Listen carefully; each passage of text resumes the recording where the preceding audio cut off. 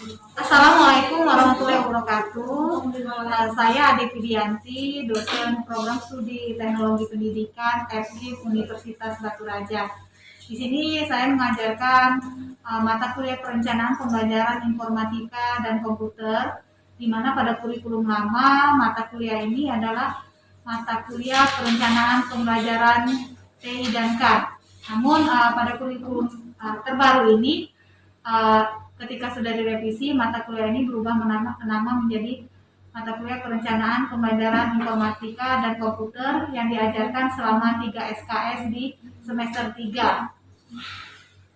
Mata kuliah ini adalah mata kuliah yang memberikan keterampilan mengenai bagaimana seorang guru membuat perencanaan pembelajaran, mulai dari menentukan tujuan pembelajaran, lalu membuat materi pembelajaran, menghitung alokasi waktu, membuat program tahunan, program semester, silabus, mengembangkan RPP, dan menghitung nilai kriteria belajar minimal. Adapun tujuan diajarkannya mata kuliah ini setelah mengikuti perkuliahan selama 1 semester, diharapkan mahasiswa mampu merumuskan konsep dasar perencanaan pembelajaran dengan benar, kemudian mampu membuat langkah desain pembelajaran menurut ahli yaitu Dick and Carey dengan tepat, kemudian mahasiswa mampu merumuskan tujuan pembelajaran dengan benar, mampu merencanakan bahan dan media pembelajaran dengan benar, kemudian mahasiswa mampu menghitung alokasi waktu dalam program semester, lalu mampu membuat program semester, kemudian mampu mengembangkan silabus sesuai dengan kurikulum 2013. Selanjutnya, mahasiswa mampu membuat atau menghitung nilai kriteria belajar minimal.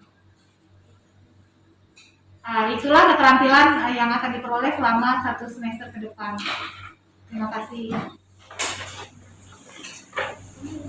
Assalamualaikum warahmatullahi wabarakatuh. Waalaikumsalam warahmatullahi wabarakatuh. Selamat pagi semuanya. Baiklah, hari ini kita masuk pertemuan ke-13 ya, mengenai pembuatan dan penghitungan nilai KKM, kriteria belajar minimal. Adakah yang tidak hadir hari ini? Ada. Siapa-siapa? Tadi yang izin Putri Regina, Ellen, siapa lagi ya? Nesari ya? Nesari. Itu mana si Yolanda? Yolanda dengan Alvin, nggak ada gitu ya? Iya, Alvin juga.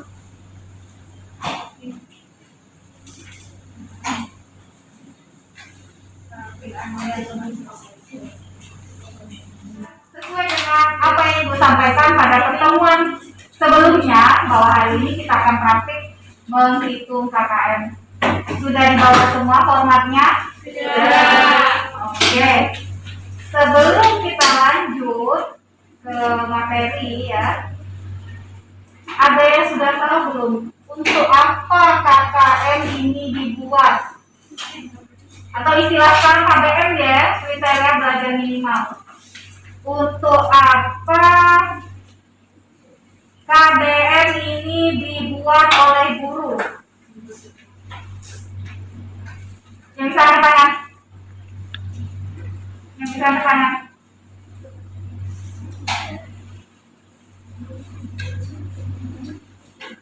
Siapa sih? Dina ya? Ya, Dina tahu? Oke, benar ya. Jadi kita perlu menentukan KKM atau KBM istilah sekarang. Untuk apa? Untuk menentukan siswa ini lulus atau tidak lulus, atau tuntas atau tidak tuntas mengikuti mata pelajaran ini setelah dilakukan penilaian akhir semester. Dulu materinya, Ibu kasih penjelasan dulu baru kita akan praktik ya. Nah, cara menetapkan KBM. Ini rambu-rambu yang harus diperhatikan. Yang pertama, KBM ditetapkan pada awal tahun pelajaran. Jadi bukan mau pas baru dibuat, bukan. Sebelum mengajar harus sudah dibuat oleh guru. Ya. Kemudian KBM ditetapkan oleh Forum KKG atau MGMP sekolah. Tahu KKG? Belum pernah dengar? KKG itu kelompok kerja guru atau MGMP, musyawarah guru mata pelajaran. Nah, misalnya si Ayu tadi guru TIK juga ya, guru informatika di SMP 1 misalnya. Lalu Riki guru informatika juga tapi di SMP 2. Nah, biasanya mereka mengadakan pertemuan nanti ya. Mengadakan pertemuan untuk membahas dan menentukan KKM. Nah, lalu KBM atau KBM ini ya dinyatakan dalam bentuk persentase berkisar antara 0 sampai 100. Oke, kriteria ditetapkan untuk masing-masing KD indikator idealnya itu berkisar 75%. Karena kalau kurang dari 75 nilainya terlalu kecil. Ya, banyak anak yang lulus KKM atau KBM tapi kemampuannya rendah. Kalau kita tinggikan, banyak anak yang tidak lulus nanti, tidak tuntas mengikuti pembelajaran karena terlalu sulit untuk mencapai nilai tinggi. Jadi dirembukanlah, dicarikan idealnya berapa oleh MGMP tersebut. Selanjutnya, sekolah dapat menetapkan KBM di bawah kriteria ideal. Misalnya, tadi kan pemerintah menganjurkan 75, tapi sekolah tersebut mau membuat 73 boleh, dengan alasan memang fasilitasnya kurang, guru yang mengajar kurang, kemampuan anak memang belum memadai untuk belajar TIK ini lebih detail istilahnya ya, karena fasilitasnya yang kurang tadi dan sebagainya. Nah, ini ya. Dalam menentukan KBM dengan mempertimbangkan tingkat, nah ini kemampuan rata-rata peserta didik, kompleksitas indikator dan kemampuan sumber daya pendukung. 3 ini tadi yang dipertimbangkan. Alat tidak lengkap mau kasih nilai tinggi, mana bisa anak mencapai. Nah, itu kan logikanya ya. Nggak pernah praktek, nilai prakteknya mau ditinggikan. Walhasil nanti ya tidak tuntas semua si anak-anak ya. Nah, kemudian KBM ini dapat dicantumkan dalam LHDS, lembar hasil belajar siswa atau raport ya, sesuai dengan SDM yang mempunyai kompetensi kreatif dan inovatif, waktu pembelajaran cukup lama, dan penalaran dan kecermatan siswa yang tinggi. Boleh kita kasih tinggi kompleksitas ini kalau memang medianya fasilitasnya lengkap. Lalu tadi kemampuan anaknya memang sudah tinggi, ya, sudah biasa menggunakan atau belajar itu. Lalu daya dukung. Daya dukung ini adalah tenaga, sarana dan prasarana pendidikan yang meliputi ya biaya, manajemen, komitmen sekolah, dan stakeholder sekolah. Stakeholder itu para pemakai lulusan. Ya. Lalu berikutnya intake. Intake merupakan hasil seleksi penerima siswa baru, raport kelas terakhir dari tahun sebelumnya, tes seleksi masuk sekolah, dan nilai ujian nasional. Misalnya kalau anak itu mau ke SMP, intake-nya diperhatikan dulu oleh pihak SMP itu. Bagaimana rapornya kemarin, bagus atau tidak? Hasil seleksinya ketika tes nilainya tinggi atau tidak? Lalu nilai ujian nasionalnya ini bagus atau tidak dari SD? Kalau semuanya biasa-biasa saja, maka ketika di SMP jangan ditinggikan KKM-nya. Sedang-sedang saja. Ya, kecuali memang dari SD-nya anaknya sudah kemampuannya sudah tinggi-tinggi, fasilitas sekolah memadai, guru yang mengajar yang profesional di bidang itu banyak, maka bisa ditinggikan KKM-nya. Ya. Nah, ini yang perlu kalian ingat supaya tidak susah mengisinya ya, supaya tidak salah ya. Ini nilai tafsirannya. Kolom yang sudah Ibu kasihkan kemarin formatnya. Nah, ini ya. Nah, ini ya ada kompleks yang tulisannya KBM, kompleksitas, sarana pendukung dan kemampuan, hanya diisi dengan nilai angka 1, 2, atau 3. Tapi nilai 1, 2, 3 ini memiliki arti yang berbeda. Ya, coba lihat di depan sini ya. Kalau di bagian kompleksitas, nilai tinggi itu adalah 1. Sedang 2 dan 3 yang rendah. Karena apa? Semakin sulit materi, semakin lengkap atau semakin banyak materi yang harus dipelajari anak, maka anak akan semakin sulit mencapainya. Jadi nilai yang kompleks itu 1. Ya. Lalu daya dukung ini berdasarkan sarana-prasarana tadi ya. Semakin lengkap sarana-prasarana sekolah, media dan sumber belajar, maka semakin tinggi kemampuan yang akan dicapai anak. Oleh sebab itu, kalau dia lengkap, maka nilainya akan tinggi 3. Kalau sarana-prasarananya sedang saja, maka sedang 3, 2. Tapi kalau sedikit atau kurang 1. Ya. Nah, ini sama dengan IPEK ya. Kalau kemampuan anaknya dari awal tadi tinggi, maka nilainya itu yang tinggi itu 3, sedang itu 2, rendah ini 1. Ya. Lalu nanti ketiga skor ini dijumlahkan dikali 100 dibagi 9. Ini memang rumus ketentuannya ya. Dikali 100 dibagi 9. Nah, nilai kalau rentang ini ya sesuai dengan sekolah masing-masing. Ya, untuk tinggi rendah sedangnya ini sesuai dengan sekolah masing-masing. Oke, ini saja untuk teorinya. Sekarang kita lanjutkan ke praktik ya. Silakan siapkan alat tulis dan form yang sudah Ibu berikan. Formatnya ini yang pertama ada judul. Sama dengan format yang lain ya, ada judul dan identitas. Silakan diisi untuk judul dan identitas. Lalu ya, untuk kompetensi dasar dan indikator sesuai perintah Ibu diisi sesuai dengan pembagian semester masing-masing. Yang semester 1 isi semester 1, yang semester 2 maka isi yang semester 2. Sudah dibuat seperti itu kan? Sudah. Oke. Nah, ini cara ini yang sudah Ibu tunjukkan dulu yang sudah jadi ya. Nilai terakhir inilah yang dijadikan nilai KKM-nya nanti. Ibu sudah dapatkan yang semester 2, contohnya Unita ya. Perhatikan cara mengisinya.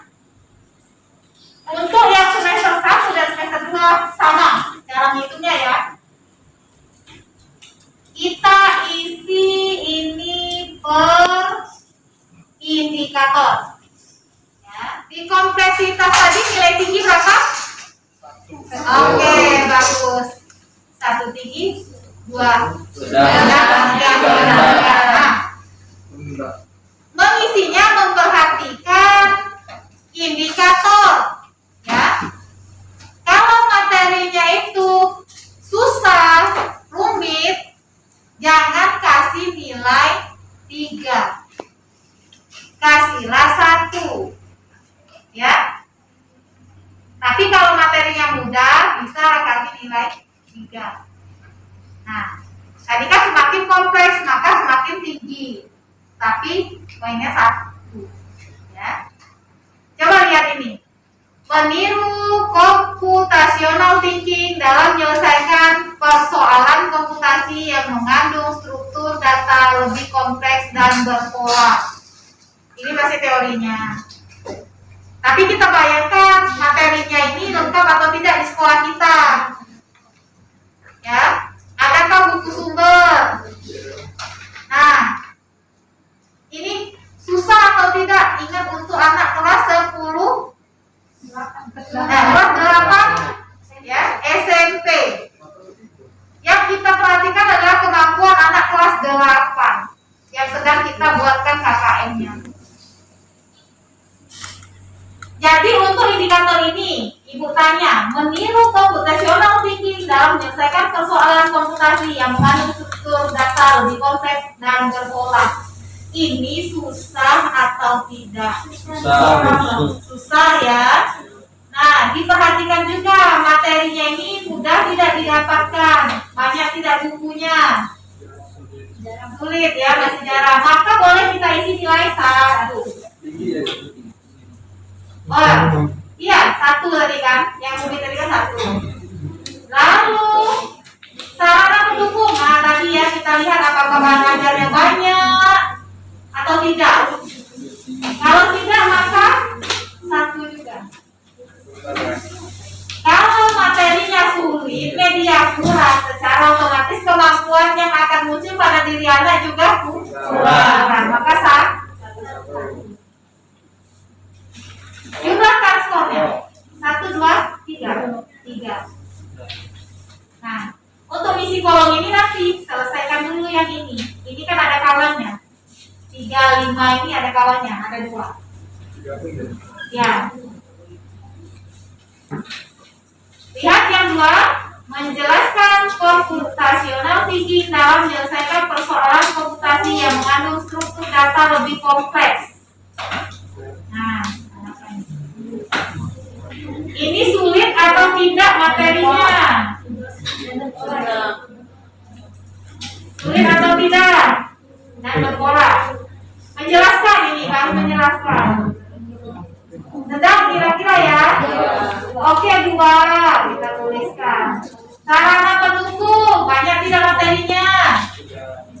Sedang juga. Maka ini juga 2. Tapi kalau kompleksitasnya 3, bisa sarana pendukung 2, bisa jadi 2, bisa jadi 3 nilai kemampuan anaknya ya. Jadi kalau kita jumlahkan, nah, menghitung indikator ini tadi bagaimana?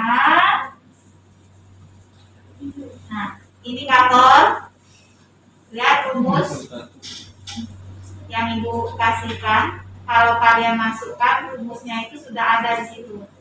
Nah, indikator itu jumlah skor berapa tadi? Dikali 100 dibagi 9.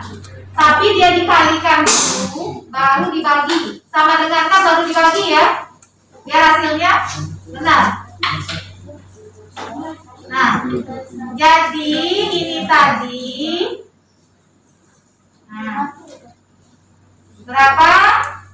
3 dikali 100. 300 dibagi 9. Berapa? 33,3. Nah, yang ini 6 dikali 100, 600 dibagi 9. 66 ya? Ya. Kita pakai 2 digit dulu belakang komanya ya. Ini tadi 0,33. Iya.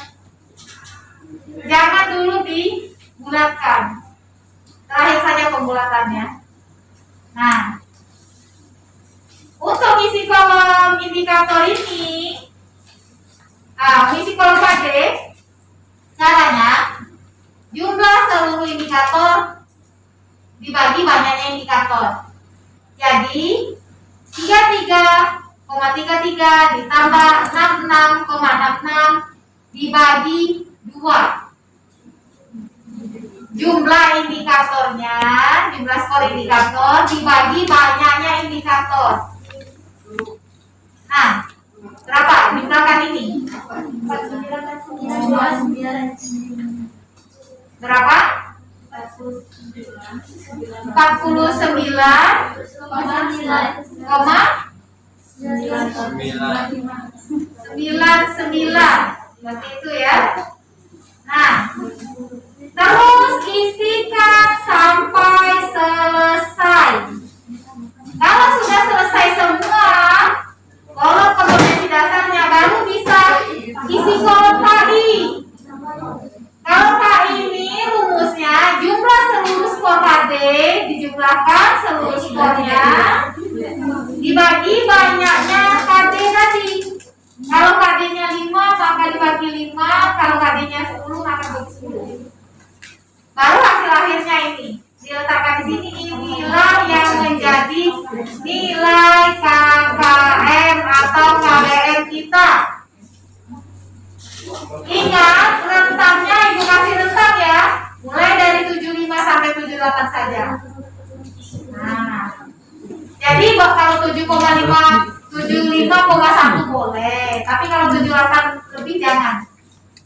Silakan dihitung sekarang sesuai dengan indikator masing-masing. Nilainya itu kalau sudah dapat 75,0 atau sampai 78 itu sudah benar. Coba dihitung, diselesaikan. KD diselesaikan dulu Sampai KD skornya, baru kita bisa mengisi kolom KI. Karena kan kolom KI tadi rumusnya jumlah seluruh skor yang ada pada kolom KD dibagi banyaknya KD. Nah, coba diisi dulu, dihitung sendiri dulu, selesaikan. Nanti ibu cek apakah sudah benar atau belum. Oke, coba selesaikan dulu. Tadi kan ya, isi seluruhnya sampai selesai. Seluruh indikator harus sudah diisi skor. Baru isi skor KD dan skor mata pelajaran atau KI-nya. Indikator Siko-siko. Enggak, Jadi selesai. ini terisi, Bu. Oh iya, Bukan tadi. indikator satu-satu. KD-nya baru tambahan ini kan? Iya, KD baru. Berarti ibu tadi ini nih indikator Nah, ditambah ke galau ini kan? Nah, sini isi indikator sini. balik kalau ini indikator ya, ini kolom indikator jumlah skor kata berapa nih? 4 ya. 1, 2, 3, 4 ini ditambahkan dikali 100 bagi 9. Ya. Tahu tuh. Tapi yang di depan tadi siko-siko. Oh itu tadi cuma siko tuh. Dua punya Itu KD-nya minta. Dua punya minta. Oh, tapi sudah masukkan rumus itu. Nah, Sudah ibu masukkan rumus nilainya tuh. ini jelas kita. Cara ngitungnya ya seperti tadi, dikali, dijumlahkan dulu, kali 100 bagi 9. Coba itu KD ini jumlahkan seluruh skor ini. Nah, totalkan dulu totalnya dibagi banyaknya skor indikator ini 1, 2, 3, 4 berarti dibagi 4. Cuma satu itu nggak berarti banyak. Iya satu, kalian selesaikan juga yang ini per grupnya. Ini sampai berapa? 6, berarti selesaikan dulu 6 jumlahkan. Ya yang mapel ini nilai KKM, ini nilai seluruh bagi banyaknya KD kita kasih. Cara ngitung KI-nya, jumlahkan seluruh skor KD dibagi banyaknya KD. Berapa ini? Berapa KD? Nah, simpan dibagi. Ada berapa KD itu? Kan 5. Dibagi 4. Coba. Bukan. Rumusnya salah. Ulang. Ini jadi 0. Nah, ulang sama dengan buka kurung. Ada mana enggak? Drag dari ini ke bawah. Ke bawah. Nah, dibagi 4. Kasih garis miring, tutup kurung dulu, tutup kurung, garis miring 4. Coba enter. Berapa? Terlalu kecil. Paket kita tadi kan 75. sampai 78. Diulang lagi, diteliti lagi mana kira-kira nilai yang bisa ditinggikan di bagian indikator mana, diganti. Ya, itu lagi. Yang jelas cara ngitungnya memang seperti itu, sudah benar. Berapa? 7 berarti 5,67. Oke, sudah selesai ini ya. Sudah. Berapa? Yang tadi.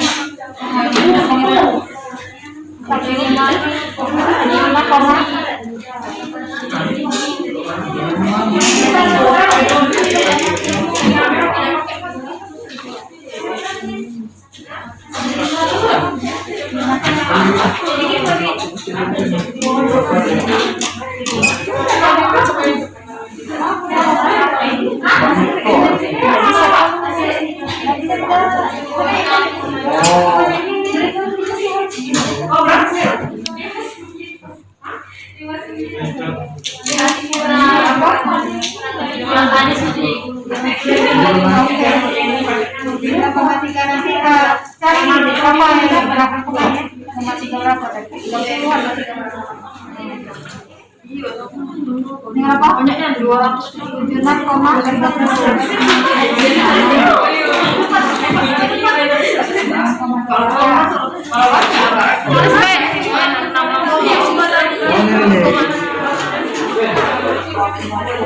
Baiklah, sampai di sini adakah yang ingin ditanyakan? Paham? Oke, jangan lupa minggu depan seluruh tugas yang sudah kita buat itu dikumpul menjadi satu. Yang di depan, bagian depan itu adalah tugas yang baru ya, yang istilahnya sudah rapi. Yang di belakang yang hasil konsultasi, yang masih banyak coret-coret itu digabung jadi satu, dibuatkan covernya dan dijilid per nama. Ya, per mahasiswa dijilid ya. Dikumpulkan minggu depan ibu cek lagi keseluruhannya. Ya. Untuk keseluruhan materi praktek pembelajaran sudah paham semua belum? Oke, insya Allah kalau nanti di ujian bisa ya. Nah, ya. Jadi materi ini kesimpan karena nanti akan PPL. Nah, dipakai lagi ketika PPL dan di provinsi membaca pelajaran ini. Bagaimana? Tidak ada masalah lagi? Oke, kalau tidak ada masalah lagi untuk perkuliahan. Wabillahi taufiq wal hidayah. Wassalamualaikum warahmatullahi wabarakatuh.